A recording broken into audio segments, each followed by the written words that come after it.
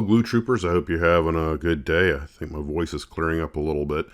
This will be quick because when I talk very long, I start coughing. Anywho, a couple of things. Decided to go ahead and build a tank today, and I thought I'll do something a little different. It ought to be pretty easy to knock out a little Tamiya 148 scale Russian JS2. Ha ha ha ha ha. What was I thinking? Something interesting and different about this kit is it comes with these 4 weights that you glue into place. That was something I didn't expect, but it really does add another dimension of the tank because it gives the kit some heft. I'm not entirely sure why they did that, but well, it's kind of cool. I like it. Even in 148 scale, Tamiya details the heck out of these things. There were a bunch of sprue trees and a lot of itty bitty little parts that are big enough painting the Keystone 135 scale, like hand grab rails and everything. I got to give Tamiya credit. They didn't miss a trick and everything fit pretty well, except there is a definite gotcha on this kit. The fuel tanks on the rear of the tank have to be, they're 4-part tanks. There's the top, bottom, and the end caps. And because they're so tiny, they're a little tricky to deal with, but they have to be put on a specific way. You can't just put one either way. They fit only one direction is what I'm saying. And then you put the end caps on. And there's little bits of sprue that I had to file down that look a lot like the alignment pins, and they're not. So you have to be very careful. In fact, that happened in a couple of places on the tank. You have to, the turret and a few others, you have to make sure that you're shaving off the runner tree and not the alignment pin, because sometimes they look alike, especially at this scale. But the wheels went on without any argument. They do not rotate. The treads on this, the tracks are hard plastic. They glue into place, so I don't have to deal with any rubber bands. I didn't put them on right now. I just tack glued them in place for a couple of photos, but I need to take them off and paint them separately before I put them on the tank. But just tack gluing them, they didn't give me any real argument, so I don't anticipate any problem there.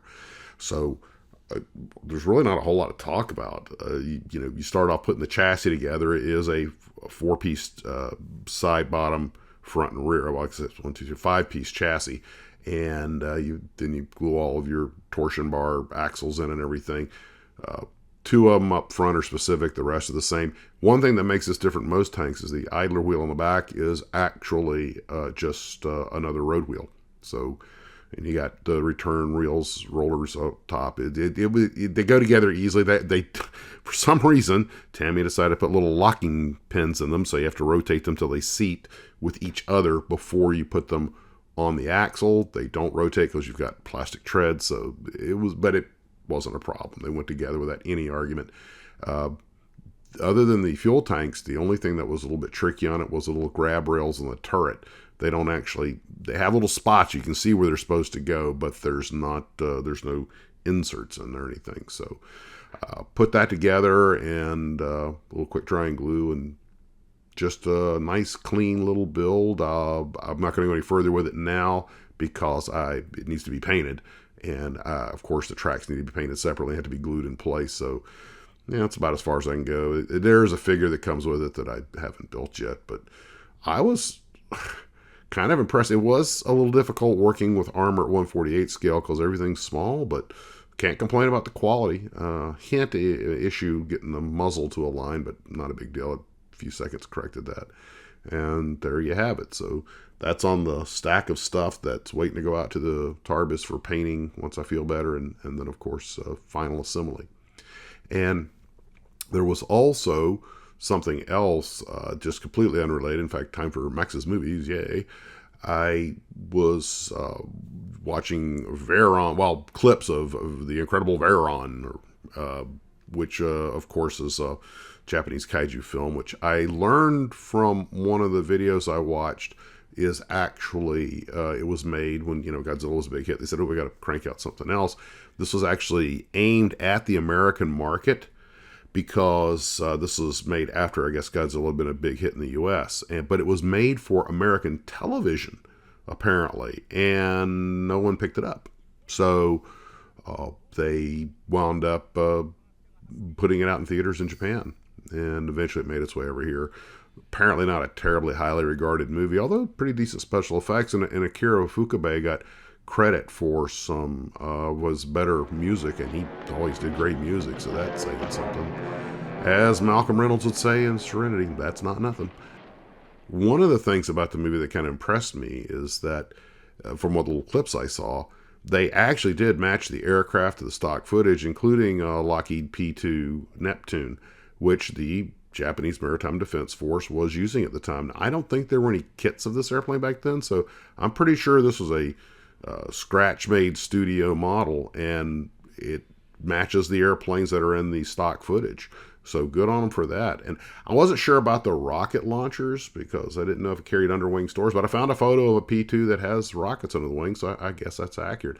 Hasegawa is the only ones I know of that make the Japanese maritime P-2, and it was, but like I said, that kit wasn't out then, so I'm pretty sure it was scratch built. Look, a really good kit too.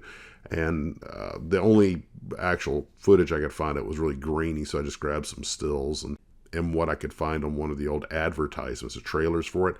I never actually found the whole movie online, and which is kind of odd these days. But it's no big deal. There were plenty of critical reviews of it that said it was meh, so I'm not really that worried about it. But I did hear that the music is out there. That was nice. Also, one other cute little thing is that while I was watching movies, of course, go to the classics, or Rodan. According to IMDb, Rodan came out in 1956.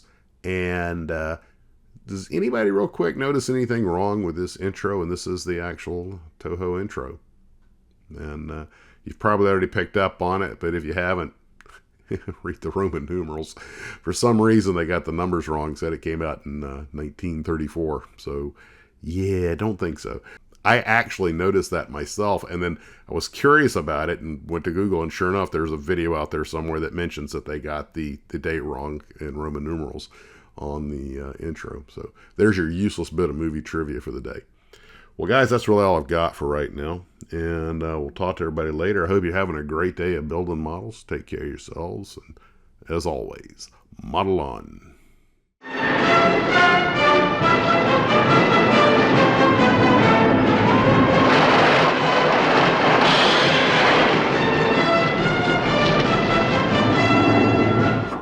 I'm modeling on in here every day in the styrene dungeon.